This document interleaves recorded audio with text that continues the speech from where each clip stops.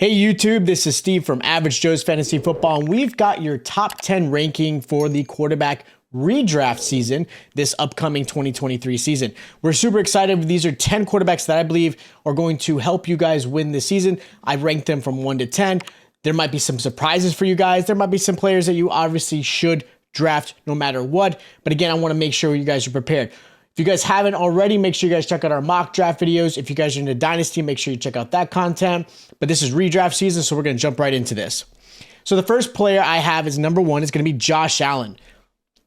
It's hard to make any other quarterback really ranked any higher. I know Mahomes had finished first place last season, but only by 20 points. And that was with the Buffalo Bills and Bengals game that unfortunately did not happen with Hamlin, and obviously I'm glad he's healthy. That situation pulled a whole nuance and totally different avenue for everybody in the fantasy world. So that game did not play out, which means that's one game that Josh Allen did not play, and again, he only finished second by 20 points. So realistically, Allen could have finished QB1, and he's been QB1 2 out of the last 3 years. Even with that technicality, he could have been 3 out of 3. I don't see that slowing down at all. His rushing ability is what really stands out between him and Patrick Mahomes and really some of the other quarterbacks. In fantasy, the biggest thing is, and we'll talk about it a little bit later, you don't have to be the best passer or pure passer in this game like a Patrick Mahomes.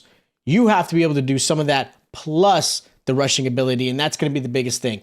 Can you get some red zone touchdowns, whether it be through the arm or through the leg? And that's something that Josh Allen has done very well. So he is my number 1 spot. Number 2, I've got Joe Burrow. Now, Burrow is a bit of a stretch here at number 2, but Burrow has shown a lot of growth in his offense. Again, he's still a young quarterback. A lot of people forget that. He went from QB7 to QB4 last year, and I could see him being into the top 2.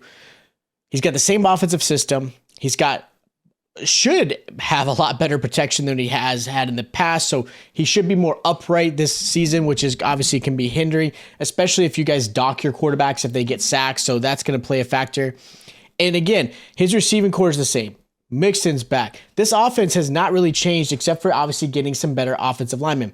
This is the year I feel that he could be QB2. This is the year I feel he could be MVP. That's the type of player that Joe Burrow can be, and I expect him in this season. Now at QB3, I've got Lamar Jackson. Lamar, with his injuries, has definitely seen really I get it. The complaints, his ADP is falling. There are people really concerned, and he's played 12 games last year, 12 games the year before, 15 the year before that. So he has not really played a full season in a while. So there are legit concerns, and I get why his ADP is gone, where it's gone. I get why people are concerned. This is barring any injuries, of course, like anything else. I expect Lamar to be healthy this season. I expect Lamar to have a better passing season. And of course, I expect his rushing ability to not change and have a really good season. Having Zay Flowers helps. Having Odell helps. Mark Andrews is there. Healthy Dobbins, Gus Edwards. There's a lot of really good players on this offense. And I know obviously he got his big paycheck. And I know some people think, man, they get that paycheck, they either fold. I think he's going to be the player that's going to boom. I think he's going to really show and say, hey, this is why you guys paid me what I made. Because I think Lamar is that type of player. He's my QB3. Now, QB4, I've got Justin Herbert. Of course, like anything else, health at the wide receiver position is going to be huge for Herbert. Keenan Allen, obviously, Mike Williams, obviously they've got Quinton Johnson. So if all 3 receivers stay healthy, they got Gerald Everett. I like this offense. You got a strong running back. Obviously, he's disgruntled, but he has a strong running back. But the new offensive coordinator in Kellen Moore is going to be the reason why I think Herbert can jump to number 4, possibly even higher. Prescott, under Kellen Moore, was QB2 at one point, QB8 when he played full seasons. Herbert is definitely a more talented quarterback than Dak Prescott. It is what it is. He has really good receiving core. He's got a good offense. If Kellen Moore can do anything like he did with Dak Prescott, Herbert is absolutely a top 5 quarterback in fantasy. And again, I think you could even put him into the top 2. I'm going to go a little bit lower than that. I put him at QB4, but I do expect him to have a really good season. Number 5, I got Patrick Mahomes. I know QB1, Patrick Mahomes is low where it's at. And I know you guys are probably going to disagree with me. He is by far the GOAT in this league that we love to watch. But hear me out. Mahomes is consistently finishing as QB4. He had an amazing season last year and realistically should have been QB2, obviously, with that game. But I do expect the growth of Justin Herbert and Lamar Jackson being healthy is the reason why I put Patrick Mahomes at number 5. It's not because Patrick Mahomes is a bad quarterback or he's going to digress. He's not going to. No. His offensive performance is still going to be very good. But the fact is, I just believe Herbert and Kellen Moore offense is going to help. And I think healthy Lamar is the reason why Patrick Mahomes is going to drop. It is what it is. It's unfortunate, but he's still a top-tier quarterback. Do not be afraid to draft him. Now, at QB6, I got Jalen Hurts. He's been averaging over 750 yards on the ground the last 2 seasons, which has absolutely helped keep Jalen in the top 10 in fantasy. He finished QB3 last year, and he could easily get there again. I do expect him to fall to QB6 in my rankings, only because, like I said, Mahomes is ahead of him. Lamar's going to be there. Herbert's going to be there. It's not because Hurts has struggled or is going to have any bad performances per se.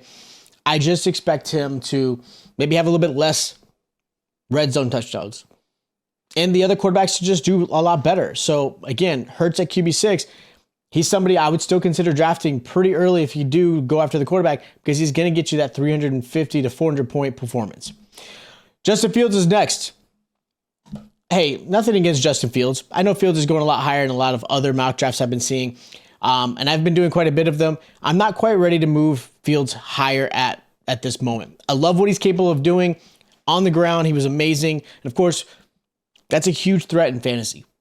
I'm excited to see what DJ Moore and Mooney being there together is going to help. I'm excited to see the growth of Cole Kmet.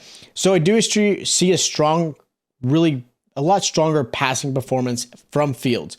But that is also the reason why I don't quite have him as high, because I would like to see that passing offense a little bit more before I would even consider moving him at any point. So I think where he's at, QB7 is, I think, a good spot. Just because you look at the other quarterbacks I mentioned, I don't think I would put him above them. Now, QB8, Tua. I know Tua was QB15 last year. He had a stretch where he was actually one of the best fantasy quarterbacks. A lot of people forget that. The concussions absolutely hurt him. Definitely concerned for a lot of people. And there's no reason why. I mean, they're going to do everything they can to keep him upright. But one thing I will say, Tua has 2 of the best wide receivers in the game. 2 of the fastest wide receivers in the game. A head coach that's actually an offensive guru will make sure they put Tua in a position to win and be successful. He's going to make sure the offense is successful, putting Tua in a spot where he's not going to get killed every single time he's back there. So I believe that with that, Tua is going to be in the top 10. I have him at QB8. QB9, I got Trevor Lawrence. Look, T-Law finished QB8, and I lowered him just by 1, only because, again, nothing that he did wrong. I just do see other quarterbacks just have a little bit better performance, okay? Lawrence should repeat everything he did last year, and, of course, a little bit better. Got Calvin Ridley this year. He's got another year under Doug Peterson's offensive control. So I think that's only going to help Trevor Lawrence completely. This offense is very talented. You've got good receivers. You've got good running backs. I'm excited to see what those running backs do for them. And again, Trevor Lawrence being another year under Doug Peterson is only going to help him. Could Trevor be even better and get into the top 5? Absolutely. Could he make me look like an idiot? Absolutely. But I don't quite have him at that ranking spot yet. There's a lot to happen, but this is where I have him right now. And at number 10, I got Aaron Rodgers. This one should get the people going crazy. This one's very provocative. Rodgers had one of his worst seasons last year, but now he's going to a team that is very talented at the receiving core. Great.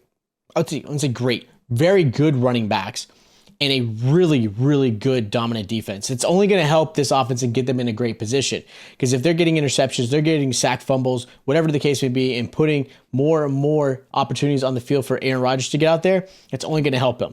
There are going to be growing pains, so don't be afraid of that. The first few weeks, it might struggle, and you're going to be the guy that's probably going to drop him because you drafted him, and now he goes to waivers, and someone picks him up, and then he ends up winning that guy's fantasy championship.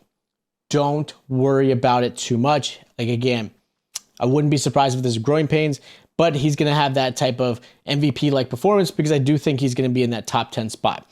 So, again, he's QB10. Now, if you guys have any other questions or if you guys suggest there should be other quarterbacks that should be in this top 10 and I didn't mention them, tell me which players you're taking out of here. Let me know what quarterback should have been in there. There obviously are a lot of honorable mentions, and we'll have our full ranking out there. I have not posted that yet, but I will be putting that. Of course, if you guys want to see that, you guys can join our membership here. Of course, you can always follow us on socials, and we get you some information that way. But again, this is my top 10 quarterbacks as far as my rankings go. Make sure you guys are subscribed to the channel. We're going to have, obviously, our rankings for the other positions. We're doing mock drafts, several, I think up to, 12. We'll obviously do a 12-man team, all PPR. Make sure you guys are doing that. If you guys have dynasty questions, hit us up in there. Make sure you guys check out those videos as well. Again, subscribe, like, and I'll check you guys out next time.